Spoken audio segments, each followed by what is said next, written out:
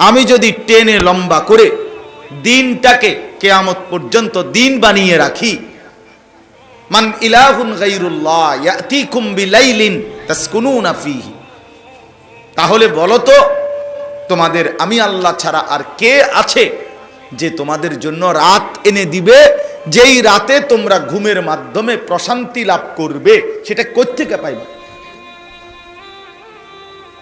তাসকুনুনা ফীহি, সুকুন, প্রশান্তি পাইতা রাতের ঘুমের মাধ্যমে। সারা দিনের ক্লান্তি মেহনত দূর হইতো, তো সেটা কিভাবে পাইবা? এজন্য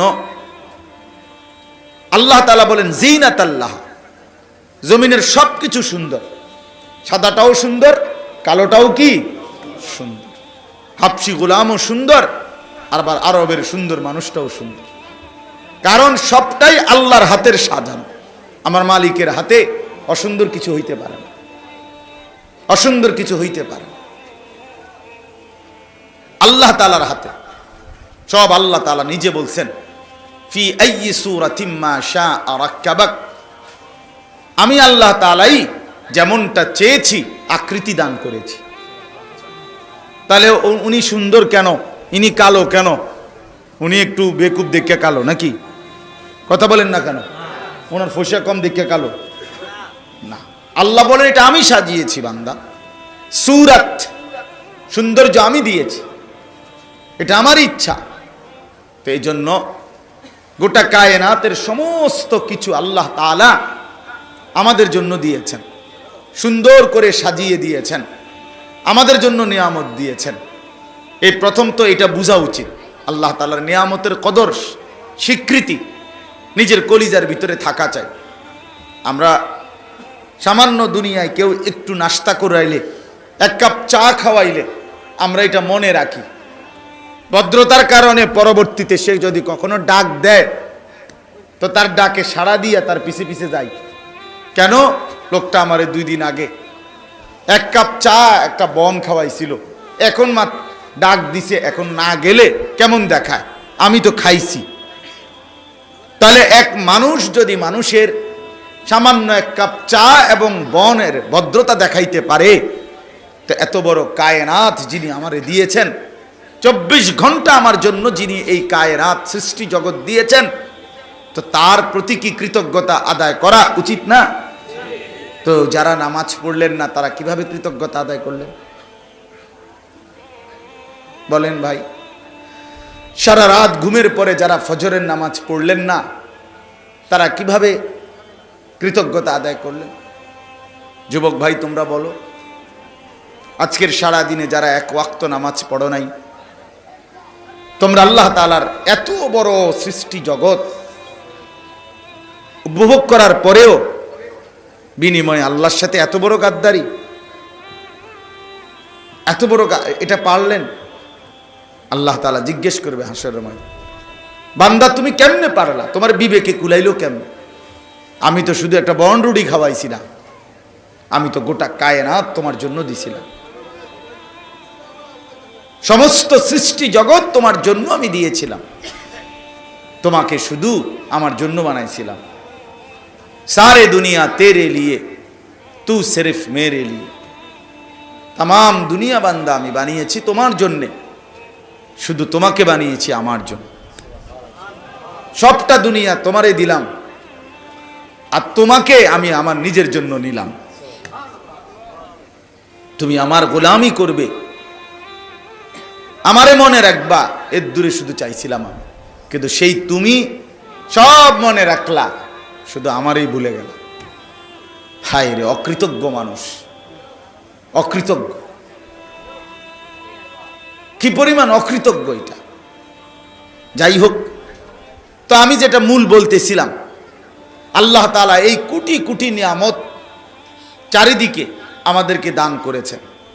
এই যত নিয়ামত আল্লাহ তাআলা একজন মানুষকে দিয়েছেন, সমস্ত নিয়ামতের মধ্যে সর্বশ্রেষ্ঠ নিয়ামত হলো যাকে আল্লাহ তাআলা ঈমান দান করেছে। আল্লাহর পরিচয়, কালেমার পরিচয়, লা ইলাহা ইল্লাল্লাহ, এই বিশ্বাস কলিজার মধ্যে, জবানের মধ্যে, জিন্দিগির মধ্যে আল্লাহ যাকে দান করেছেন তাকেই আল্লাহ তাআলা সর্বশ্রেষ্ঠ নিয়ামত দিয়েছেন। যারে আল্লাহ ঈমান দিয়েছেন, যারে আল্লাহ ঈমান দিয়েছেন। এই গোটা পৃথিবী যদি 1000-12 কেউ পায়, আর যদি ঈমান থেকে বঞ্চিত হয়, লা ইলাহা ইল্লাল্লাহ থেকে বঞ্চিত হয়, কালেমা থেকে বঞ্চিত হয়, আল্লাহর কসম সে কিছুই পায় না। আর ঈমান পেয়ে, আল্লাহকে পেয়ে গোটা পৃথিবী যদি মোটেও না পায়, সে কিছুই হারায় না, কিছুই হারায় না। এজন্য ঈমান সর্বশ্রেষ্ঠ নিয়ামত, সর্বশ্রেষ্ঠ নিয়ামত। একজন বড় বুজুর্গ ছিলেন সুফিয়ান ইবনে উয়াইনা রাহমাতুল্লাহ আলাইহি। উনি বলতেন, মা আনআমাল্লাহু আলা আবদিন মিনাল ইবাদ নি'মাতান আযমা মিন আন আররাফাহুম লা ইলাহা ইল্লাল্লাহ। তিনি বলেন, কোন বান্দার উপরে আল্লাহ তাআলার সবচেয়ে বড় নিয়ামত হলো, আযম সর্বশ্রেষ্ঠ নিয়ামত হলো, যাকে আল্লাহ তাআলা তার কালেমার পরিচয় দান করেছে, যে তার ঈমানটা ঠিক রাখতে পারছে, ঈমানটা পাইছে, ঈমান আল্লাহ তাআলার সামনে পেশ করতে পারছে, এই ঈমানের দৌলতটা ঠিক রাখতে পারছে, আল্লাহর কসম সে সর্বশ্রেষ্ঠ নিয়ামত অর্জন করেছে। ঈমানের মোকাবেলায় গোটা পৃথিবীর মূল্যহীন। রাসূলুল্লাহ সাল্লাল্লাহু আলাইহি ওয়াসাল্লাম বলেন, 7 আসমান ও জমিন যদি এক পাল্লায় রাখা হয়, আর কালেমা লা ইলাহা ইল্লাল্লাহ যদি আরেক পাল্লায় রাখা হয়, তো নিঃসন্দেহে ঈমানের পাল্লা, কালেমার পাল্লাটাই ভারী হবে। আল্লাহ তাআলা আমাদেরকে এত বড় দৌলত দান করেছে। এই আমরা যারা এখানে আছি, আল্লাহ তাআলা আমাদেরকে এই নিয়ামতটা দিয়েছেন যে আমরা জবানে বলি লা ইলাহা ইল্লাল্লাহ, আমরা কলিজার ভিতরেও এই কথা বিশ্বাস করি যে লা ইলাহা ইল্লাল্লাহ, আমরা আমাদের জিন্দেগি দ্বারাও প্রমাণ করি যে লা ইলাহা ইল্লাল্লাহ, লা ইলাহা ইল্লাল্লাহ। এজন্য বাপ, ঈমান সর্বশ্রেষ্ঠ নিয়ামত, সর্বশ্রেষ্ঠ নিয়ামত। এই তাওহীদ, তাওহীদ কালেমা লা ইলাহা ইল্লাল্লাহ জীবনের পুরাটা, একেবারে ছোট্ট থেকে ছোট্ট, আদনা থেকে আদনা, আলা থেকে আলা, ছোট থেকে ছোট, বড় থেকে বড়, সকল কিছুই আল্লাহ থেকে নেওয়া। তিনিই দেন, তিনিই দেন, তার কাছেই চাওয়া, তার মাধ্যমেই পূরণ করার চেষ্টা করা, এটাই ঈমান, এটাই মূল পুঁজি, এটাই মূল সম্পদ, এটাই মূল নিয়ামত, এটাই মূল নিয়ামত। রাসূলুল্লাহ সাল্লাল্লাহু আলাইহি ওয়াসাল্লাম বলছেন, উম্মত, যদি তোমার স্যান্ডেলের ফিতাটাও ছিঁড়ে যায়, স্যান্ডেলের ফিতা সেটাও যদি শিরাকা না আলাইক, তোমার স্যান্ডেলের ফিতাটাও যদি ছিঁড়ে যায়, তো কাউরে বলো না, সবার আগে তোমার আল্লাহকে বলো। কাকে বলো? আল্লাহকে আগে জানো, আল্লাহকে আগে জানো। ছোট্ট থেকে ছোট্ট মুসিবত হোক, সামান্য থেকে সামান্য পেরেশানি হোক, আল্লাহকে বলো। জীবনের যত প্রত্যাশা আছে, আমার ছেলেটা জ্ঞানী হোক, আমার মেয়েটা একটা উপযুক্ত ছেলের কাছে বিবাহ যেন দিতে পারি, আমার যেন আয় উপার্জন সুন্দরভাবে হয়, আমার শরীর স্বাস্থ্যটা যেন ভালো থাকে, এই মনে করেন দুনিয়াবিও যা চাই, আমার মনে যা আসে, সবটাই আল্লাহর কাছ থেকে পূরণ করা উচিত। সবটাই, সব কিছুর সাথে, সকল ব্যাপারে আল্লাহকেই বন্ধু বানানো উচিত। এটা মুমিনের সিফাত।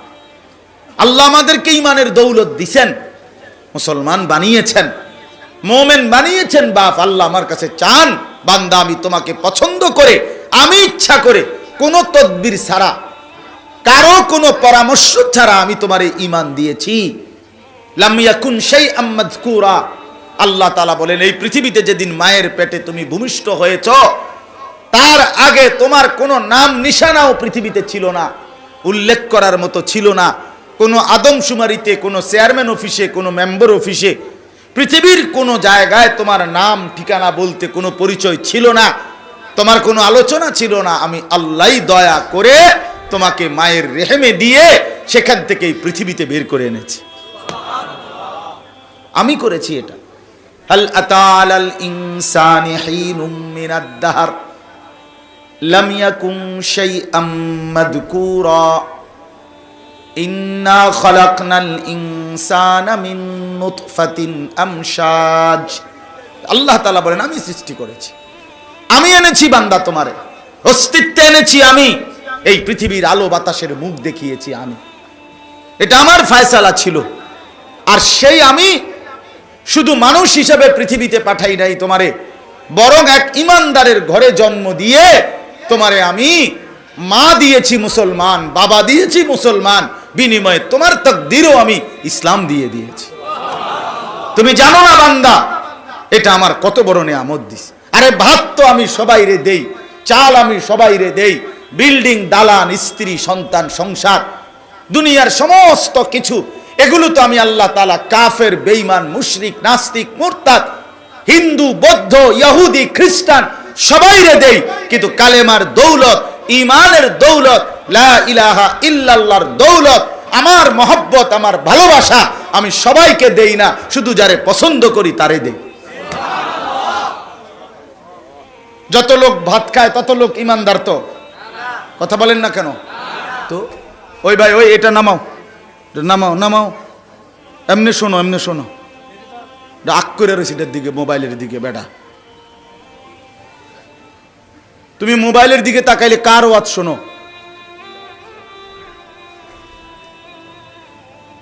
একটা মানুষ, একটা যদি সে এটার দিকেই তাকায় থাকে, তো হে ওয়াজ শুনে কার? তো মোবাইলের ওয়াজ শুনে। তো মোবাইলের ওয়াজ তো হুজুর যে সময় সামনাসামনি নাই, আলগা টাইমে না শুনবে, যখন আমি নাই। কথাটা বোঝেন নাই? তো এখন তো আমি আসি এখানে, তো এখন সামনাসামনি শোনা উচিত না? না, এখন ওইটার দিকে আগ করে দেবো, তো লাভ হইল কি? আর এই কষ্ট করে এই গরমের মধ্যে সাফাসাফি করে বসার মধ্যে ফায়দাটা কি আসলো? ফায়দা কে? ফায়দা হয়েছে এর দূর আমার মোবাইলে উঠছে ওয়াজ, তো কি হয়েছে? মোবাইলে উঠছে ওয়াজ, তো কি হয়েছে এতে? মোবাইলে মনে করেন বাংলাদেশের, তোমার মোবাইলে 1000 বক্তার ওয়াজ আছে, 1 লাখ ওয়াজ মোট, প্রত্যেক বক্তার 10টা করে ওয়াজ। হ্যাঁ, তো এরপরে হাসরের ময়দানে এটা জমা দিলেই তো ফেরেশতা এটা কম্পিউটারে সার্চ করিয়া পরীক্ষা নিরীক্ষা করিয়া এরপরে বেহেশতের ইয়া দিয়ে দিবে। হ্যাঁ, বেহেশত মামুর বাড়ি। আল্লাহ আমাদেরকে বুঝ দান করেন। সব সময় এটা মনে রাখা উচিত, সামনাসামনি শুনবার সুযোগ হইলে এটা বড় গনিমত, সর্বশ্রেষ্ঠ গনিমত। সামনাসামনি শুনবার বরকত আলাদা। আল্লাহ তাআলা কোরআনুল কারীমের মধ্যে বলছে, কোন বান্দা যদি দিল খোলা রেখে, কান খোলা রেখে, সশরীরে উপস্থিত থেকে আমি আল্লাহর কথা শুনে, তো নিশ্চয়ই তার জন্য আমার কোরআনের মধ্যে, আমি আল্লাহর কথার মধ্যে উপদেশ, নসিহত, পরিবর্তন আছেই আছে, আছেই আছে। ইন্না ফি যালিকা লাযিকরা লিমান কানা লাহু কলবুন আও আলকা আস-সামআ ওয়া হুয়া শাহীদ। শাহীদ মানে উপস্থিত।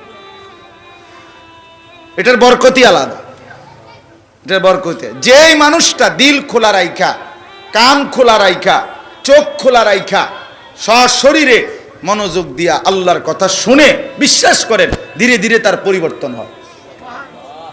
কিন্তু গাফেলের কোনো পরিবর্তন, গাফেল মানুষ যদি 60 বছরের হয়, এবার আরো কোনো পরিবর্তন নাই।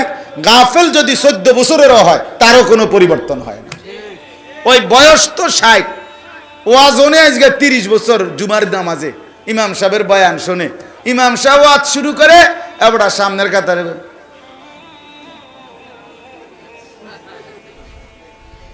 এবার ওয়াজ হয়। আপনি এরকম ওয়াজ 83 বছর শুনলে কি লাভ হবে? আপনি ওয়াজ কি শুনছেন? আপনি তো ভাবে জিমাইছেন। কথা বলেন, আপনি এরম জিমাইন না ওয়াজ শুনলে কোনো ফায়দা হবে? এটা কোনো মনোযোগ হইল? এটা কোনো আগ্রহ হইল? তো আপনি যদি বলেন ঘুম আসে কা, তো সাদওয়ানে ঘুমাইয়ে না কামনের। আর অন্যান্য দিন তো আপনি 12টা 40 টাইমে ঘুমান না। কথা বলেন, এই জন্য গাফেল, এটা গাফেল, গাফলত। এটা গাফেলের পরিবর্তন হয় না। আল্লাহ তাআলা কোরআনুল কারীমের মধ্যে বলছেন, ওয়ালা তুতি' মান আগফালনা কলবাহু আন যিকরিনা ওয়াত্তাবা হাওয়াহু ওয়া কানা আমরুহু ফুরতা। এই নবীজিকে বলছেন, আমাদের প্রিয় নবী সাল্লাল্লাহু আলাইহি সাল্লামকে আল্লাহ তাআলা সরাসরি বলছে, বন্ধু, যে মানুষটা আমি আল্লাহর স্মরণ থেকে গাফেল, আপনি তার সাথে মোটেই বসবেন না, তার লগে বই এনে না। যার মুখ দিয়া 6 ঘন্টা 9 ঘন্টা 3 ঘন্টাতেও কোনোদিন আল্লাহর কথা আখেরাতের কথা বের হয় না, ওর লগে বইসে নেন। ফালতু লোক, ফালতু লোক। বইয়ে বইয়ে কাল বন খায়, বিড়ি খায়, গপ মারে, মোবাইল টিপে, বইয়ে বইয়ে শুধু টেলিভিশন দেখে, আর সারা পৃথিবীর যত কথা আছে সব বলে, কিন্তু মালিকের নাম একবারও নেয় না। এটা ফালতু মানুষ বেটা। এটা জোয়ান হইলে ফালতু জোয়ান, বুড়া হইলে ফালতু বুড়া। ফালতু মানুষ, ফালতু গাফেল লোক, গাফেল। শেষ বয়স আল্লাহ তাআলা সারাদিন পান খানার জন্য দেয় না। আল্লাহ তাআলা বুঝি আপনারে বয়স বৃদ্ধকালটা দিছে বইয়ে বইয়ে কাল পান খাইতেন। হ্যাঁ, আল্লাহ তাআলা বুঝি আপনারে শেষ বয়স দিছে সাদওয়ানে বইয়া গপ মারতেন বুঝলা, এই জন্যই আপনারে শেষ হায়াতটা দিছে। শেষবারের মতো মানুষ পরীক্ষায় 3 ঘন্টা যে পরীক্ষা দেয়, প্রথম 2 ঘন্টায় যে দূর লেখে, শেষের 1 ঘন্টায় যেই কোনো ছেলে মেয়েরে জিজ্ঞাসা করে দেখেন, শেষের 20 মিনিট, শেষের 30 মিনিট, শেষের 40 মিনিট সে আগের 2 ঘন্টার চাইতে বেশি লেখে। কারণ আমার টাইম শেষ, আমার ঘন্টা দিয়ে লাগবে এখন, আমার খাতা টাইম দিয়ে নিয়ে যাবে গা, আমার টাইম শেষ টাইম। এই সময় উড়াই এলাই লেখা, ও মায়া বেটা বইয়া বইয়া বন খায়, বিড়ি খায় বইয়া বইয়া, পান খায়, চা খায়, গপ মারে বইয়া বইয়া। অথচ কথা তো ছিল শেষ টাইমটা কি, লাস্ট সময় আমার। এখন তো কি করা উচিত, শেষবারের মতো ইবাদত বন্দিগি, জিকির, তেলাওয়াত, তাসবিহ। হায় কত জওয়ান আমার আগে কবরে চলে গেছে, কত জওয়ান এর চাইতে আগে চলে গেছে। আমারে তো আল্লাহ তাআলা 50 বছর হায়াত দিছে, 60 বছর হায়াত দিছে। আমার কি পরিমাণ কদর করা উচিত ছিল বলে, কি পরিমাণ কদর করা উচিত ছিল। মোটেই কদর করে না। বয়স্ক লোকরা একদম কেমন জানি নির্জীব হইয়া থাকে, শেষ বয়সটা শুধু শুধু নষ্ট করে দেয়। উচিত হলো আল্লাহ তাআলার ইবাদত তুমসে শেষ দিকে আরো বেশি করা। আল্লাহ তৌফিক দান করে। আপনি বলবেন শরীর দুর্বল, আপনি বলবেন শরীর কুলায় না, ঠিক আছে, আমি মানি শরীর দুর্বল, বয়স হয়ে গেছে, কিন্তু মুখে জবানে আওয়াজ ছাড়া, কলিজা দিয়া শব্দ ছাড়া, অথবা একেবারে শব্দ নিঃশব্দ বা হালকা শব্দে আল্লাহর জিকির, এটাও কি করা যায় না? কথা বলে, আপনি শুয়েই থাকেন না, আপনি শুয়েই থাকেন, কাইতেই থাকেন, হেলান দিয়েই থাকেন, আপনি এই শুইতে শুইতে আপনি ভিতরে ভিতরে সুবহানাল্লাহ, আলহামদুলিল্লাহ, আল্লাহু আকবার, লা ইলাহা ইল্লাল্লাহ, এগুলো পড়েন। এটা পড়ে না, এগুলো পড়তো না। ফান দেওয়ার একটা ফান, বন দেওয়ার একটা, উদাকাল বন খাইব আর ফান খাইব। কথা বুঝছেন না? এটা কোনো কথা হইল? উচিত তো। আপনি হাদিসের মধ্যে আছে, আপনারা অনেকে জানেন, রাসূলুল্লাহ সাল্লাল্লাহু আলাইহি সাল্লামের একজন চাচাতো বোন ছিল, উম্মে হানি, আবু তালেবের কন্যা। নবীজি সাল্লাল্লাহু আলাইহি সাল্লাম যেই রাত্রিতে মেরাজে গেছিলেন, ওই মেরাজে যাওয়ার সময় যার বাড়িতে শোয়া ছিলেন, ওইখান থেকে নবীজিরে জিবরাইল আলাইহিস সালাম উঠাইয়া কাবা ঘরের কাছে নিয়ে এরপরে মেরাজে নিছিলেন। এই চাচাতো বোন নবীজির, ওনার নাম হলো উম্মে হানি। উম্মে হানি উনি বৃদ্ধ হয়ে গেছেন। তো নবী সাল্লাল্লাহু আলাইহি সাল্লামকে স্পষ্ট হাদিসে আছে, উনি নবীজিকে একদিন বলছে, ইয়া রাসূলুল্লাহ, ইন্নী কাদ দাউফতু ওয়া কাবুরতু, আমি দুর্বল হয়ে গেছি, বুড়ো হয়ে গেছি, এখন আপনি আমারে এমন কিছু আমল বলে দেন যেগুলো আমি বসে বসে করতে পারি। ফামুরনি বিআমালিন ওয়া আনা জালিসা, আমি কি থাকবো? বসেও থাকবো, জালিসা। তো আপনি আমারে, আমি দুর্বল যেহেতু আমি নড়াচড়া করতে পারি না, তো এরকম আমারে বসে বসে আমি করতে পারি, আমাকে এমন কিছু আমল বলে দেন। আল্লাহ নবী সাল্লাল্লাহু আলাইহি সাল্লাম তখন এই 4টা তাসবিহ পড়তে বলছেন ওনারে, যে তুমি সুবহানাল্লাহ পড়বা 100 বার, আল্লাহ তোমারে 100 গোলাম আজাদের সওয়াব দিবে। তুমি আলহামদুলিল্লাহ পড়বা 100 বার, আল্লাহর রাস্তায় 100 ঘোড়া যুদ্ধের জন্য দান করার সওয়াব মিলবে। তুমি 100 বার পড়বা আল্লাহু আকবার, হাজী সাহেবরা হজের মধ্যে গিয়া যেই উট কোরবানি করে এই 100 উট কোরবানি করার সওয়াব মিলবে। তুমি 100 বার পড়বা লা ইলাহা ইল্লাল্লাহ, আসমান ও জমিনের ফাঁকা জায়গা আল্লাহ নেকিতে পুরায় দিবে। আর কি দিত আপনারে? আর কি দিত? বন দিত। আপনি কি হারাইলেন আর কিতে খাইলেন? ইডি হ্যাঁ, 100 বার সুবহানাল্লাহ পড়লে আপনি যা পাইতেন আপনি এইটারে শেষ করে দিলেন বন রুটি দিয়া। জিন্দিগিটাই রুটি বানাইলি সেটারে। এই জন্য এখানে আমি অনেক মাঝ বয়সী চাচাদেরকে দেখলাম, আপনাদেরকে অনুরোধ করলাম, রাগ হইয়েন না আমার কথা, একটা মিনিট হায়াতের নষ্ট করেন না, বলেন ইনশাআল্লাহ। রাসূলুল্লাহ সাল্লাল্লাহু আলাইহি ওয়াসাল্লাম বলছেন, আল্লাহ তাআলা যাকে, মুসলিম শরীফের হাদিস, আমি বহুবার বলছি, নবীজি বলছেন আল্লাহ তাআলা যাকে দীর্ঘ হায়াত দিতে দিতে 60 বছর পর্যন্ত পৌঁছাইছেন, আল্লাহর কসম নবী বলেন যদি 60 বছর বয়স্ক কোনো লোক আল্লাহর নাফরমানি ছাড়তে পারে নাই, জাহান্নাম থেকে নিজেকে বাঁচাইতে পারে নাই, আল্লাহর ইবাদত করে জান্নাতের পুঁজি কামাই করতে পারে নাই, আল্লাহর নবী সাল্লাল্লাহু আলাইহি সাল্লাম বলেন হাসরের ময়দানে ওই ব্যক্তিকে দাঁড় করিয়ে আল্লাহ তাআলা কোনো কথা বলার সুযোগ দিবেন না, বরং দাঁড় করাইয়েই ফিডা শুরু করবে। খাড় করাইয়েই ফিডা, দাঁড়াইলেই আল্লাহ বলবে ফেরেশতারে ফিডো, চাচারে ফিডো। হ্যাঁ চাচারে ফিডো। চাচা মরার আগের দিনও বিড়ি খেয়েছে, ফিডো। হ্যাঁ একটু বিড়ি খাবেন না চাচা? হ্যাঁ পরিষ্কার কথা। আপনার কিসের সুপারিশ? আপনার আবার কেন সুপারিশ করবে আপনার জন্য? নবী সাল্লাল্লাহু আলাইহি সাল্লামের কাছে আপনি সুপারিশের জন্য যাবেন, আল্লাহর নবী সাল্লাল্লাহু আলাইহি সাল্লাম জিজ্ঞেস করবে না সুপারিশ কি মামুর বাড়ি?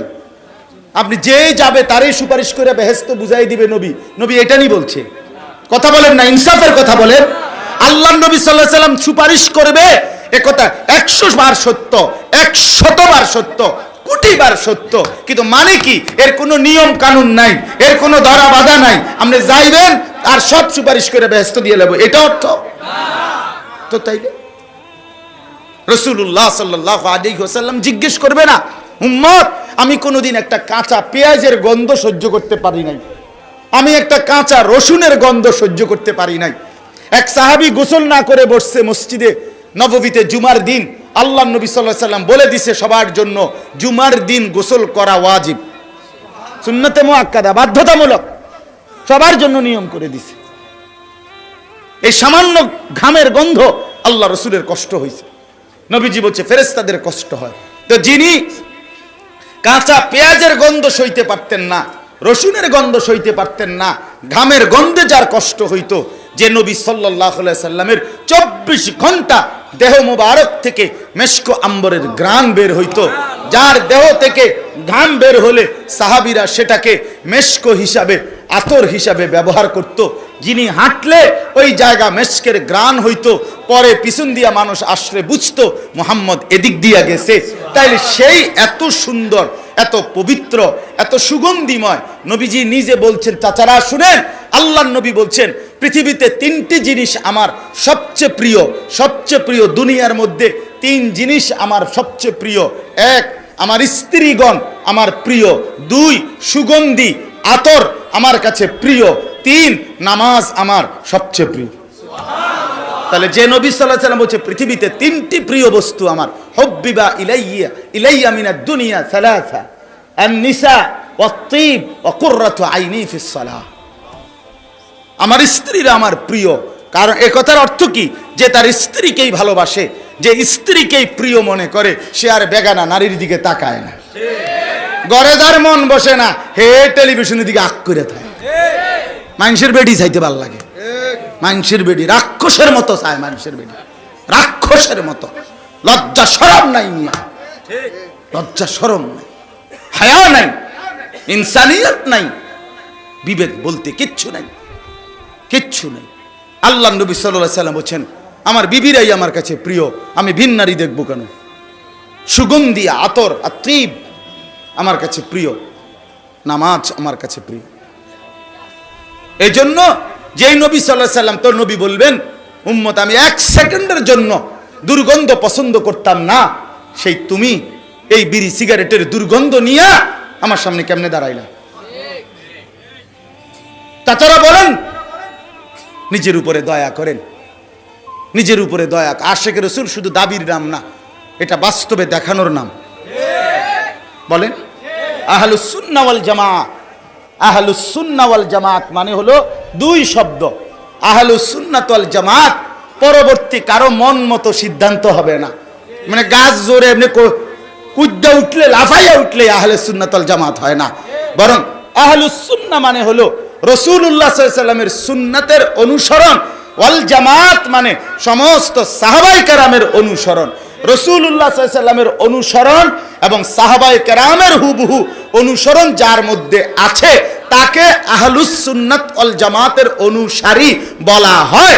নবীজির সুন্নতের সরাসরি অনুসরণ যার মধ্যে নাই, সাহাবীদের অনুসরণ যার মধ্যে নাই, সে আহলুস সুন্নাত ওয়াল জামাতের অধিকারী হতে পারে না। না না, একেবারে দৈন্তান নয়কান না। হ্যাঁ, আহলুস সুন্নাত ওয়াল জামাত বিরানি না, বিরানি না, মিসওয়াক, তাসবিহ, জিকির, তিলাওয়াত, তাহাজ্জুদ, আওয়াবিন, ইশরাক, চাশত, 5 ওয়াক্ত নামাজ, হালাল উপার্জন, হ্যাঁ, স্ত্রীর পর্দা, সন্তানদের বন্দিগি, বাচ্চা কাচ্চার দিন ও ঈমান, ঘরে পরিবারে আল্লাহ রাসূলের হুকুম মেনে নেওয়া, এরা বলে আহলুস সুন্নাত ওয়াল জামাতের অনুসারী।